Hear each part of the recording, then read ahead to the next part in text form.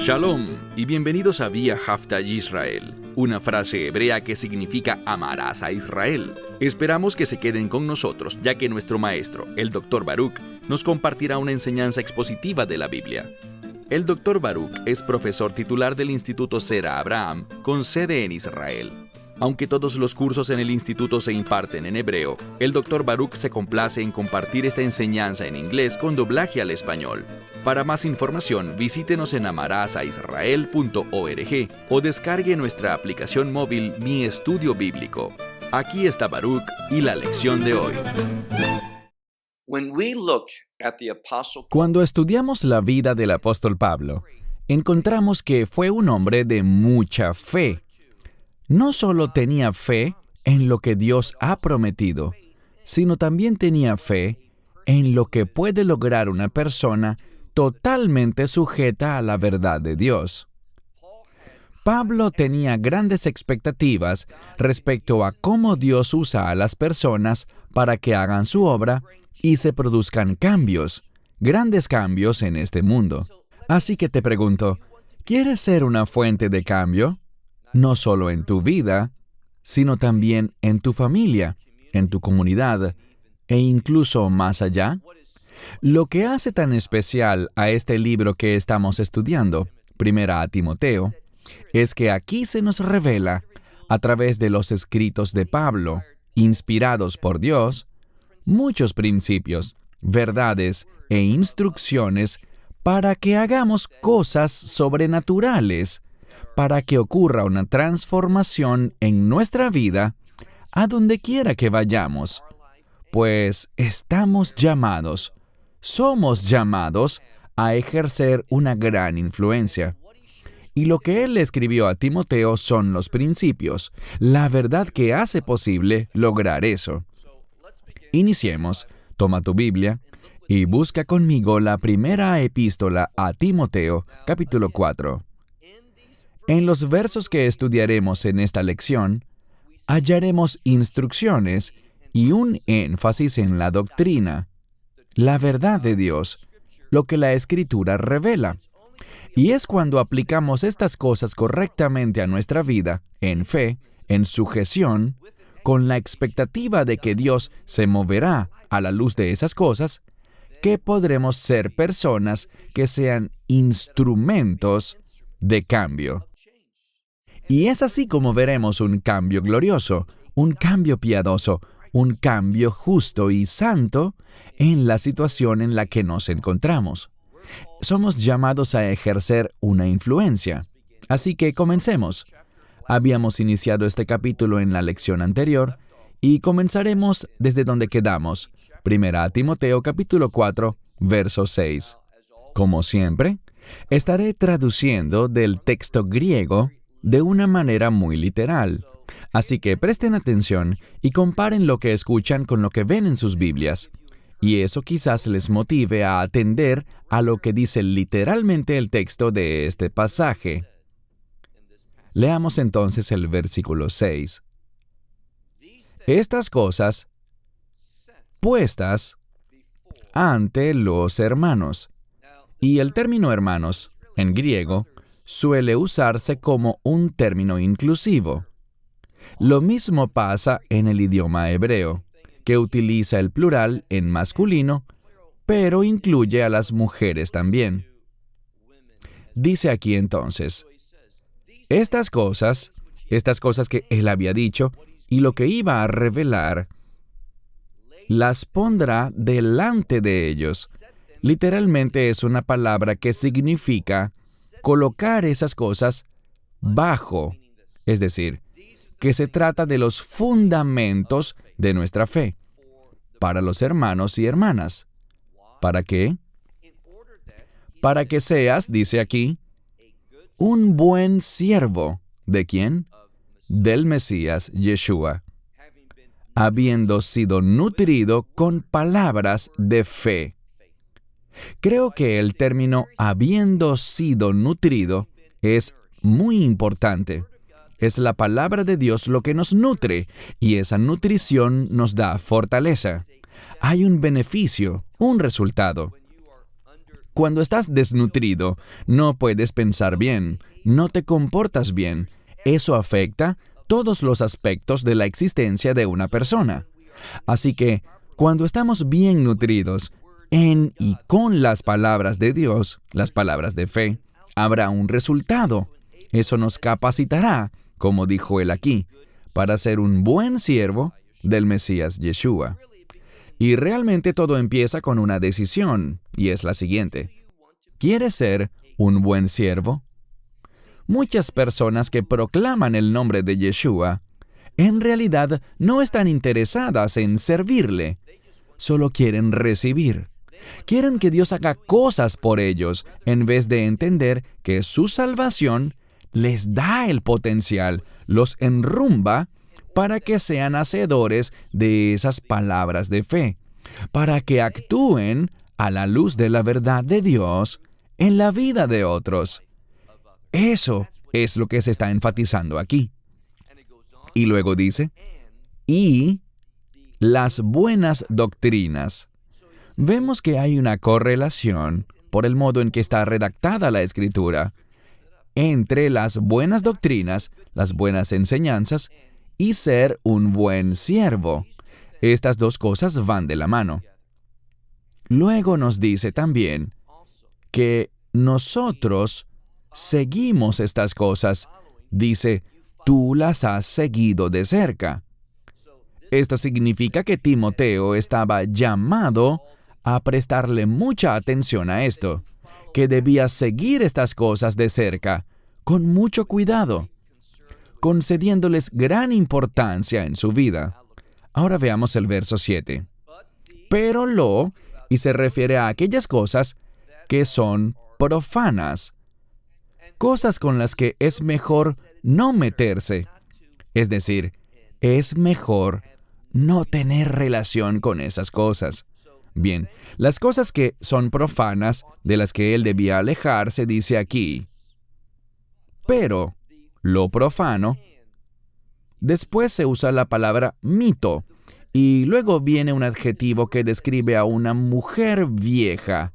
Así que aquí se referiría a cuentos de viejas. Dice, de esas cosas, y luego usa una palabra fuerte. Rehúsalas o recházalas. En otras palabras, no tengas nada que ver con esas cosas. Así que la buena doctrina, aquello que nutre, que está basado en la verdad de Dios, de eso debes nutrirte. Y necesitas caminar cerca de esas cosas, seguirlas. Pero, en contraste con eso, y por eso está la partícula dei, que significa algo contrario a lo anterior, está eso que es lo profano, los cuentos de viejas. Aléjate de esas cosas. Ahora veamos la segunda parte del verso 7. Pero ejercítate para la piedad o con la piedad, y todo esto es con un solo propósito. La palabra que se traduce como piedad tiene que ver con un comportamiento justo, algo que manifiesta los atributos y el carácter de Dios, como solo el Espíritu de Dios puede permitirlo. En resumen, lo que dice es, ten mucho cuidado con lo que estás poniendo dentro de ti espiritualmente. ¿Cuál es el alimento que estás consumiendo? ¿Te alimentas de las palabras de fe? ¿O tu alimento no son más que mitos y leyendas? Uno de los problemas que vemos en el judaísmo, y esto mismo sucede en el cristianismo, es que se está dando un énfasis creciente a lo que yo llamo testimonio fabricado. Cosas que dice la gente que para mí no son ciertas en lo absoluto. Todas esas experiencias que cuenta la gente. Ese murió y se fue al infierno, o murió o estuvo cerca de morir y fue llevado al cielo por un momento y luego volvió con un mensaje. Es a estas cosas a las que él se refería. Cuentos, mitos. Hay que alejarse de eso. Nuestro alimento deben ser las palabras de fe que se hallan en las Escrituras. ¿Eso significa que los testimonios no tengan su utilidad? No, un testimonio puede ser algo poderoso, pero debes poner atención en la persona que está testificando, con quién se asocia y cómo usa ese testimonio. Si siempre se usa para vender supuestos recursos, libros, yo huiría de eso, porque eso no es más que manipulación y es algo muy común en los canales de televisión cristianos. Dan el testimonio y luego dicen, compren este recurso, este libro, compren estos discos, CDs, DVDs, para que puedan hacer tal cosa. Eso no es de Dios. Pasemos ahora al verso 8. Porque el ejercicio corporal es de poco beneficio. O sea, tiene un beneficio, pero es un beneficio pequeño. Luego de eso, dice, pero la piedad para todo es beneficiosa. Y la importancia es la siguiente. El ejercicio físico brinda un beneficio de alcance limitado. Pero cuando se ejercita la piedad, hay un beneficio en todos los aspectos. Eso es lo que dice aquí. Y luego habla de que tiene la promesa de vida, de esta vida presente y de la venidera. Así que cuando ejercitamos la piedad, eso tiene un beneficio ahora, en esta vida presente y en la vida que vendrá, en las cosas futuras. Nos prepara para lo que experimentaremos, tanto en este mundo como en el reino de Dios. No es que el ejercicio corporal carezca de valor, sino que es de poco valor en comparación con la piedad, con caminar en la verdad de la palabra de Dios, ejercitando un comportamiento, y él va a hablar de cuán importante es el comportamiento. Es aquí donde las personas a veces se confunden. No somos salvos por nuestro comportamiento. Ese es un hecho. Somos salvos por gracia. El problema es que debido a esto, la gente piensa que nuestro comportamiento, obras y acciones no son importantes, pero eso no es lo que la palabra de Dios revela. Tenemos que entender que se habla de dos aspectos diferentes e importantes de nuestra vida. Uno es el modo en que somos justificados, el modo en que somos salvos, y el otro es el modo en el que vivimos luego de ser salvos por la gracia de Dios. Y esto se podrá ver claramente en un momento. Verso 9.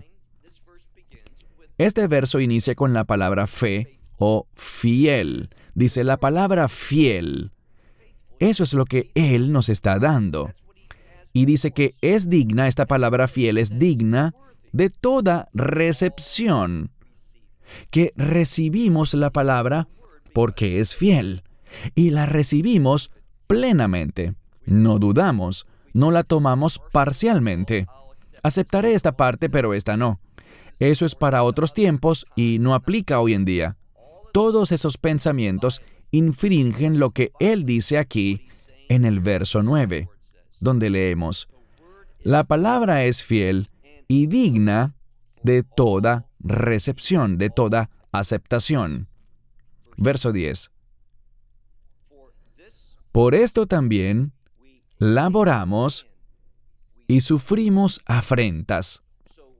Hacemos estas cosas, trabajamos en ellas y estamos dispuestos a sufrir afrentas. Yo subrayaría esto porque hay una diferencia. Si leen una traducción más reciente o moderna, esta no se basa en el texto griego que yo estoy usando. Y ellos usan una palabra distinta, que es similar, pero diferente. Ellos usan una palabra que habla de esforzarse. El mejor texto tiene un concepto diferente. ¿Por qué? Veamos el verso 10 nuevamente. Por esto también laboramos. Esa palabra laborar está muy relacionada con esforzarse. Implica un trabajo, hacer una acción, un esfuerzo. Pero si se guían por el texto de Nestle Allen, verán la palabra esforzarse, que es similar a la primera en cuanto a su significado. Pero si se guían por el Textus Receptus, que es el que yo tengo, este tiene una palabra con un significado distinto, pues no significa esforzarse, sino que habla del hecho de que mientras laboramos, mientras trabajamos, también sufriremos afrentas. ¿Cómo entendemos esto? Muy simple.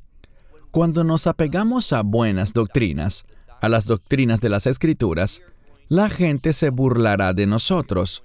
Nos van a criticar, nos van a insultar, nos verán como intolerantes, como personas que incitan al odio, y verán en nosotros todo tipo de cosas negativas.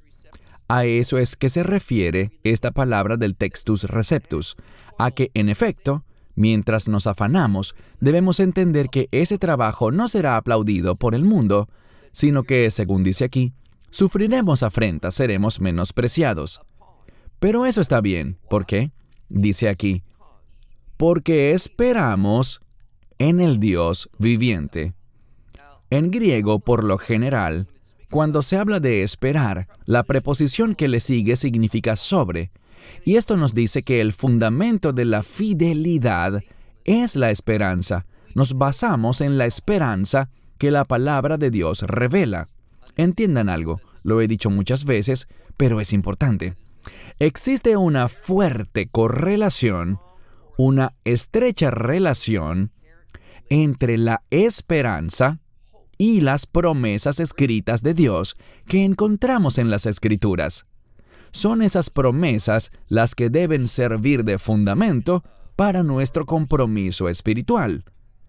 No estamos hablando en sí de la doctrina teológica, sino que estamos hablando de las promesas que Dios hace cuando nosotros implementamos su doctrina en nuestra vida, lo que podemos esperar que Dios hará finalmente. Y muchas veces la palabra esperanza tiene que ver con las promesas del reino. Noten lo que dice, de nuevo el verso 10. ¿Por qué? Y literalmente dice, porque por esto. Dos formas de decir lo mismo, lo que lo hace más enfático. Porque por esto, por esta doctrina, por esta verdad, por este llamado o este propósito, dice, por esto también laboramos y soportamos o sufrimos afrentas, porque esperamos sobre el Dios viviente, quien es, y ahora se pone muy interesante, quien es el Salvador de todos los hombres, especialmente de los creyentes. Mucha gente al ver esto dice, esperen un momento, ¿Él los salva a todos? Eso no es lo que dice el texto. Dice que Él es el Salvador de todos, que nadie será salvo si no es por Él. Él vino e hizo la obra, y esto desafía una de las doctrinas de la teología reformada, y me refiero al calvinismo. El calvinismo incluso usa un término incorrecto, porque vemos que el Mesías no vino simplemente para expiar, sino para algo más allá. Él vino a redimir, y hay una enorme diferencia entre esos dos conceptos. La expiación es un encubrimiento. La expiación no quita nuestra culpabilidad. Solo hace que el castigo, el juicio, se distancie de nosotros para un tiempo futuro. La redención se ocupa de manera eficiente y perfecta del pecado, lo quita, lo borra, para que ya no haya ningún juicio pendiente sobre nosotros. Todo ha sido resuelto. Hemos sido totalmente perdonados y el juicio desaparece, porque el Mesías lo tomó sobre sí por nosotros. El calvinismo habla de una expiación limitada. ¿Qué quieren decir con eso? Que el Mesías solo murió por los elegidos. Su sangre no fue dada por los individuos que están perdidos. Hay muchos pasajes que contradicen eso. Por ejemplo, en la primera carta de Juan, dice que Él no solo murió por nosotros, sino por el mundo, por todos los pecados del mundo. Eso es muy importante. También está, por supuesto, Juan 3:16, porque tanto amó Dios al mundo, no solo a los elegidos, sino al mundo, que dio a su Hijo unigénito. Veamos lo que dice este pasaje de nuevo al final del verso 10. Quien es el Salvador de todos los hombres, es decir, no hay otro Salvador fuera de Dios, el Mesías Yeshua.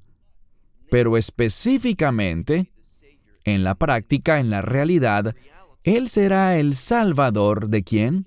De los creyentes. Él es el Salvador de la humanidad, pero los únicos que recibirán esa salvación son los creyentes. Verso 11. Dice, debes mandar estas cosas y también enseñarlas. Manda estas cosas, es decir, no se trata de sugerir o de pedirle a la gente que considere estas cosas. Es un concepto muy tajante. Dice, manda estas cosas y también enséñalas. Y luego viene el verso 12. Sabemos que Timoteo no era un novato, es decir, no era nuevo en la fe. Él era un creyente maduro, pero aún era joven en su edad. Tenía un aire de juventud. Noten lo que Pablo le dice a Timoteo para motivarlo. Dice el verso 12, que nadie tu juventud tenga en poco. Esta palabra significa menospreciar, deplorar. Dice, que nadie te menosprecie porque eres joven, pero no te enfoques en lo que la gente diga de ti. En lugar de eso, dice aquí, pero sé, y esta palabra significa ejemplo, modelo.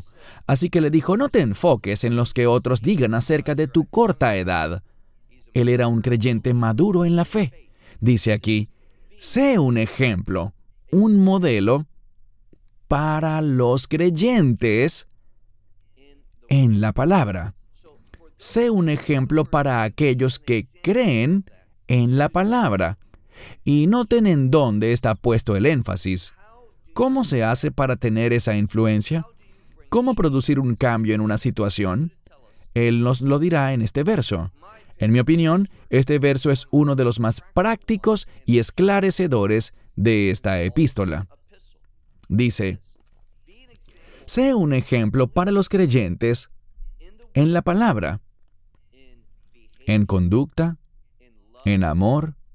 Dice aquí en el Textus Receptus en espíritu. Creo que la Nestle Allen ignora o elimina esta palabra. En amor, en espíritu, en fe y en pureza. Estas cosas son fundamentales. Leámoslo de nuevo, dice. Sé un ejemplo para los creyentes, para esos creyentes en la palabra. La palabra se menciona primero porque es la base. Es donde aprendemos las otras cosas de las que estamos hablando. Luego menciona la conducta. ¿Cómo sé cuál es la conducta correcta? Está en la palabra. La Escritura nos la revela. Así que él enfatizó, sé un modelo, dales el ejemplo. Vive de una manera que describa lo que es la fidelidad, cómo aplicar debidamente la palabra de Dios a tu vida. Y eso tiene un efecto en la conducta. Eso va a manifestar amor. Se hará en el espíritu. Será un resultado de la fidelidad. Y todo esto producirá pureza. Quiero hablarles un momento de la palabra pureza. En la Biblia hebrea existen dos conceptos, tamé y tojor. Tamé es impuro, contaminado, y por supuesto tojor es pureza. Ahora bien, ¿cómo entender esto de manera práctica? Porque todos queremos que Dios se mueva en nuestra vida para que se produzcan cambios. Y la pregunta es, ¿Él lo hará? Bueno, eso depende. Cuando estamos en un estado de impureza, de contaminación. ¿Qué significa eso?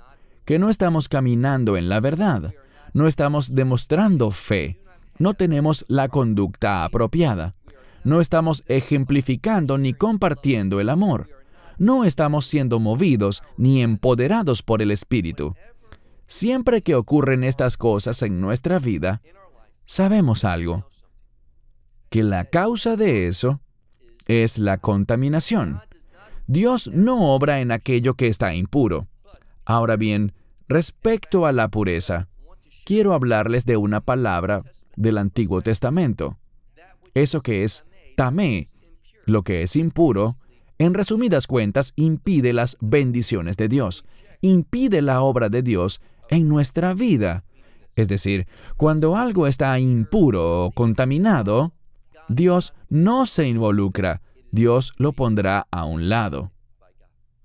Pero lo que es puro, podrá recibirlo. La pureza trae la manifestación de la obra de Dios. Alguien puro es capaz de recibir la obra de Dios y esa obra de Dios llevará a la bendición. Así que el concepto de pureza es muy importante. Pasemos ahora al verso 13. Él le decía todas estas cosas a Timoteo. Recuerden que anteriormente habíamos visto que el deseo de Pablo era visitarlo. Él estaba escribiendo esa primera epístola para poner las cosas en orden, para aconsejar a Timoteo y que la gente de la congregación pudiera entender la forma en que Dios concebía una iglesia local. Y él le dijo, te escribo estas cosas mientras llego allá.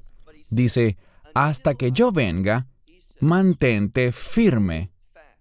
Es decir, ocúpate fielmente, condúcete con frecuencia. ¿En qué? Aquí aparece la palabra lecturas, y en muchas Biblias han traducido esto como relacionado con la lectura pública. Recuerden que no todo el mundo tenía una copia de las Escrituras en casa. Así que para poder oír y aprender de la palabra de Dios, debían acudir a una asamblea en la que alguien preparado y capacitado, tanto en la palabra de Dios como en la lectura de las Escrituras, la leía en voz alta. Esto es semejante a lo que observamos en la comunidad judía. En la comunidad judía se leía públicamente la palabra de Dios 3 veces por semana: el día del Shabbat, el día lunes y el día jueves por tradición. Y la gente dejaba de hacer sus actividades para poder oír la Escritura. Y eso es lo que debemos hacer hoy en día. Puede que tengamos la Biblia en casa, en el teléfono, en la computadora o en la tablet. Haz una pausa en tu día para que la leas públicamente. Es decir, que te reúnas con otras personas y lean en voz alta la Escritura. Eso trae un beneficio. Es lo que dice aquí. Hay un beneficio que se obtiene al leer en voz alta la palabra de Dios. Dice, hasta que yo venga, mantente firme en la lectura y también en la exhortación y la enseñanza de la doctrina. Lee, exhorta y hace énfasis en la doctrina. Yo me pregunto cuántas congregaciones hacen esto hoy en día. Sabemos que hay algunas, pero creo que hay un número ínfimo de congregaciones que realmente hacen énfasis en la lectura de la palabra de Dios y en que la enseñanza que se deriva de esa lectura esté claramente vinculada al texto. Suele pasar que las personas leen 1 o 2 versos, o quizás un pasaje, pero cuando empiezan a hablar, el tema que están tratando es totalmente diferente, apenas ligeramente relacionado, si acaso, con lo que se leyó. Esto no es lo que Pablo nos exhortó a hacer. Él hizo una correlación entre la lectura de la palabra, motivar a la gente a que se guíe por esa palabra y luego enseñar, a través de la doctrina, cómo implementar esa palabra en la vida de uno. Eso es lo que le dijo a Timoteo. Continúa ocupándote de estas 3 cosas: leer la palabra, revelarla incentivar a la gente a hacerlo y luego enseñarlos a implementar la doctrina bíblica en sus vidas. Verso 14. Él ha hablado de hacer muchas cosas positivas y menciona muchas advertencias para el creyente. Aquí en el verso 14, Él hace una advertencia. No descuides en ti el don. En otras palabras, utiliza el don que Dios te ha dado. Ejercítalo. Camina en ese don. Y él quería que Timoteo supiera de ese don que él había recibido, y le recuerda cómo vino, que te fue dado por profecía, con la imposición de manos del concilio de ancianos, como dice en algunas versiones. Se trata simplemente de la palabra anciano en singular, pero de hecho, puede que se esté refiriendo al concilio de ancianos. En este pasaje de la Escritura, vemos que se hace énfasis en usar el don que Dios le ha dado al creyente. Y en este caso, le fue confirmado a Timoteo por un anciano o por un concilio de ancianos. Y le fue dado a través de la imposición de manos. Verso 15. Estas cosas, y creo que algunas traducciones colocan medita, pero esta palabra significa practicar, no solo pensar, sino poner en práctica. Por eso me parece que es mejor traducir el verso 15 como, estas cosas practica, permite que existan en ti. En ti estas cosas han de existir. ¿Qué cosas? Todo aquello con lo que Pablo ha estado discipulando a Timoteo. No te concentres solamente en unas pocas, no te enfoques nada más en las que son más fáciles o las que te parecen más acordes a tu forma de pensar. Él le dijo, estas cosas, y la implicación es todas estas cosas, practícalas, déjalas que existan en ti. Si lo tomamos literalmente dice, tú existes en estas cosas, tienes tu vida, tu existencia, tu ser en estas cosas. Es una frase muy contundente. La vida del creyente se encuentra en las doctrinas, en la verdad, en las exhortaciones de la palabra de Dios, si eres un verdadero creyente. Ahora pasemos a la segunda parte del verso 15. Dice, para que tu progreso avance. Esto implica lo siguiente. Es solo cuando ponemos en práctica esta verdad, cuando la aplicamos y la implementamos en nuestra vida, que vamos a madurar, a crecer. Por eso él menciona estas dos cosas de manera conjunta, para que tu progreso, y luego viene una palabra que significa manifiesto. Creo que en algunas Biblias lo traducen como se haga evidente, para que tu progreso sea manifiesto, se haga evidente entre todos. Eso puede entenderse como entre todas las personas, que en una forma pública ellos puedan ver el crecimiento de Timoteo, su madurez, la obra de Dios en su vida, pero también puede significar, sin apartar lo anterior, que este progreso, esta madurez, va a manifestarse en todos los aspectos de su vida, que él crecerá de manera holística, en la totalidad del creyente, es decir, en cada aspecto de su ser. Y esto es lo que hace la verdadera fidelidad, la verdadera fe. Pone la totalidad de la persona bajo la autoridad de Dios. Y eso era realmente lo que Pablo buscaba para Timoteo, que Timoteo fuera una persona que pusiera cada aspecto de su vida, cada aspecto de su ser, bajo la autoridad de la verdad de Dios. Y pudiéramos decir, bajo Dios mismo. Pero eso lo hacemos al sujetarnos a su verdad, al poner en práctica e implementar en nuestra vida los mandamientos y las instrucciones que Dios nos ha dado. Pasemos al último verso, el 16. Dice, cuídate, mantente firme. En otras palabras, es un término que significa mantenerse firme, así que sin importar cómo quieran traducirlo, ten cuidado de ti mismo y también de la enseñanza. Es decir, cuídate a ti mismo, guárdate. Es un término de advertencia. Esta es una palabra que Yeshua usó con frecuencia en relación con los últimos días, cuando dijo, estén alertas. Es una expresión que significa ser perceptivos, entender las cosas de este mundo. Y al decir eso, me refiero a tener discernimiento. No es por accidente que Él haya dicho aquí, ten cuidado de ti mismo y también de la enseñanza, que podría entenderse como las doctrinas, porque solo cuando aplicamos las doctrinas bíblicas, la verdad de las Escrituras a nuestra vida, es que podemos tener ese discernimiento para cuidarnos a nosotros mismos. Cuando ignoramos la doctrina bíblica, cuando no le damos importancia a eso, cuando no le damos el énfasis suficiente y no nos sujetamos a eso, lo que pasa es que no seremos capaces de cuidarnos a nosotros mismos. Es decir, cuando no caminamos en la verdad bíblica, eso nos debilitará espiritualmente y seremos fácilmente manipulados por el enemigo. No podremos mantenernos firmes. No podremos prevalecer. Seremos abatidos. Es la verdad bíblica la que nos fortalece.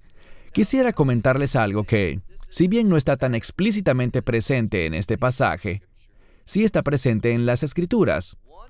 Una de las cosas que estamos llamados a hacer es contender contra el mal. Muchos pasajes hablan de eso, de la contienda por la fe, de la guerra espiritual. Pero hay que entender que hay momentos en los que no estamos llamados a confrontar, sino a huir. ¿Y cuál es la diferencia?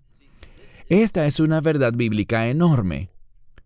Mientras que yo esté contendiendo, luchando o batallando contra lo que no es verdad, contra lo que está en contra de las doctrinas de la Escritura, ante estas situaciones debemos pelear. Pero hay que tener discernimiento porque si nosotros, y oigan esto con atención, empezamos a sentir tentación, no debemos pelear contra la tentación. Debemos huir de la tentación. Estamos hablando de dos cosas diferentes. Y les comentaré algo que me pasó recientemente, porque esta semana estuve brindando consejería y vi el caso de una persona que estaba luchando con algo. Y él creyó que lo correcto ante Dios era permanecer y tratar de luchar contra eso, y fracasó. Cuando se trata de tentación, como lo vemos en la historia de José en Egipto, huye, sal corriendo de allí. Pero cuando se trata de contender contra la falsedad, allí hay que batallar, así que hay que tener discernimiento, saber cuándo es apropiado luchar o huir.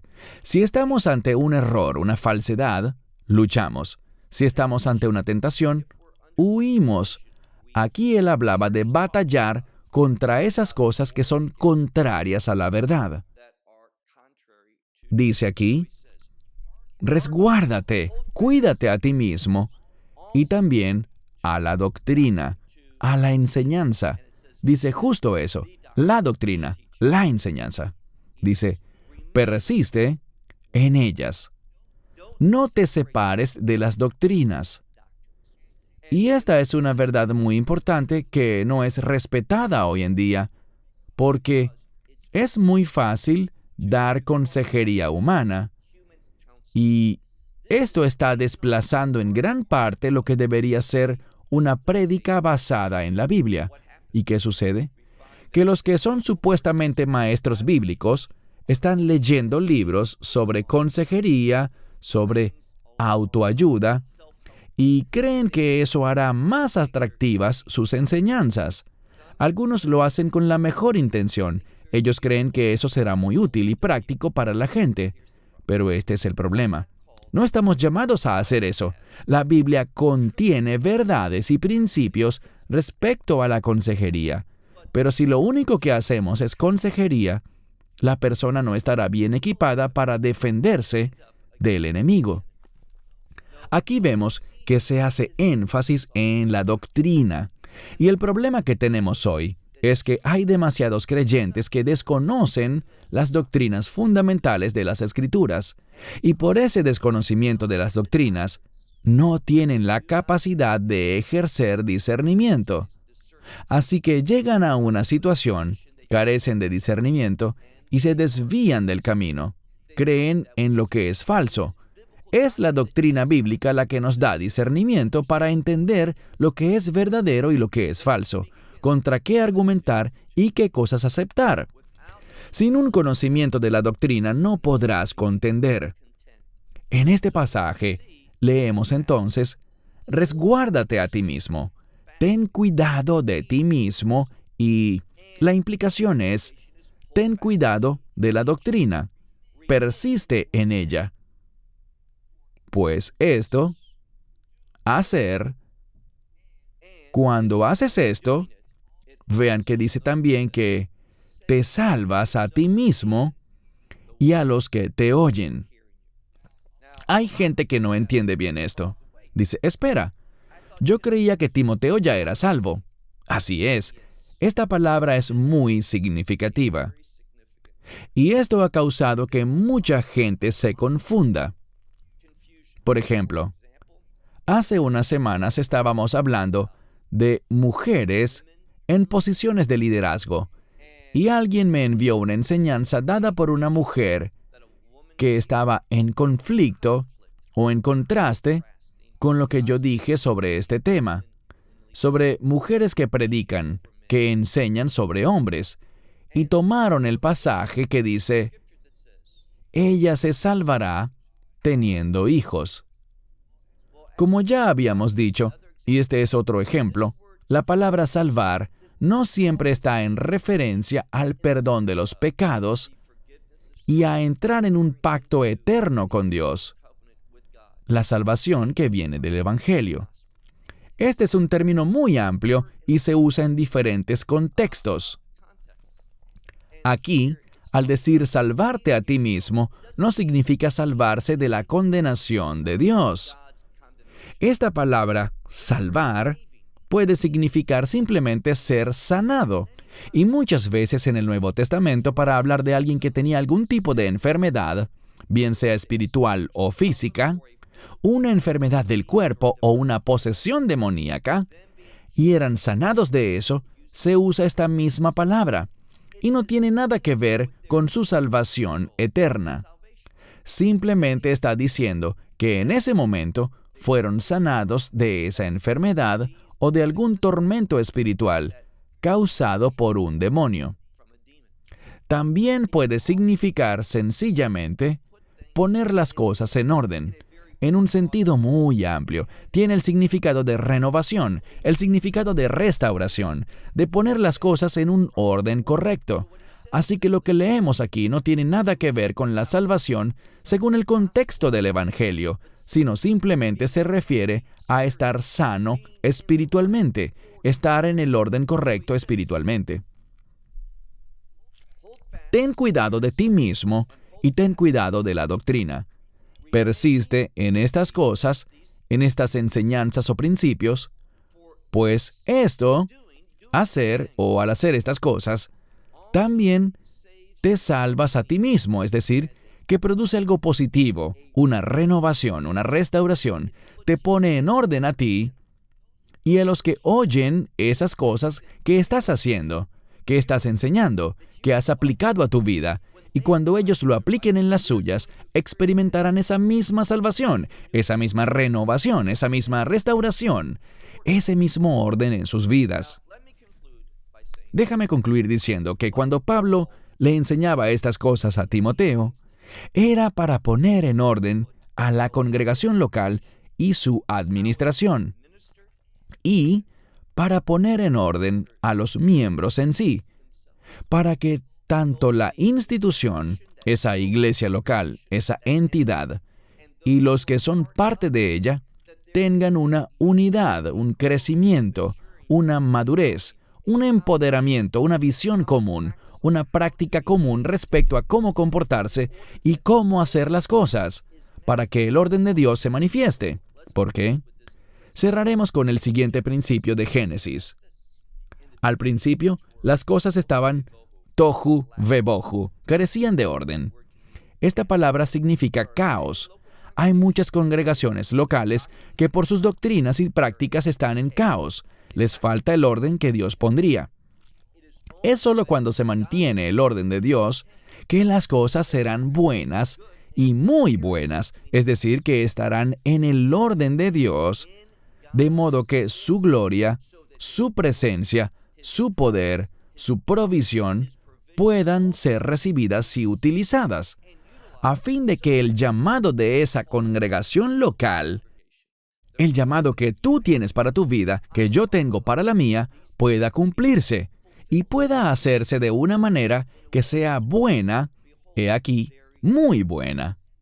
Y eso es lo que Pablo le estaba indicando a Timoteo, una verdad bíblica que fue inspirada por el Espíritu de Dios para que estas cosas fueran escritas sin error, a fin de que el poder de Dios se haga presente, para que el ministerio sea llevado a cabo y la gloria de Dios se manifieste. Esto es lo que la congregación local y el creyente individual están llamados a hacer. Cierro con esto hasta la próxima semana. Que Dios les bendiga. Shalom desde Israel. Shalom from Israel. Esperamos que te hayas edificado con el mensaje de hoy y lo compartas con otros. Te invitamos a seguir nuestros estudios cada semana por este canal y por el portal de YouTube de Amarás a Israel. También puedes descargar nuestra aplicación móvil gratuita, Mi Estudio Bíblico. Finalmente, para obtener más información sobre nosotros, visita nuestra web amarasaisrael.org, donde encontrarás otras conferencias de Baruch en audio, video y texto. Hasta el próximo programa. Que el Señor te bendiga en Yeshua HaMashiach, Jesús el Mesías, mientras caminas con Él. Shalom desde Israel.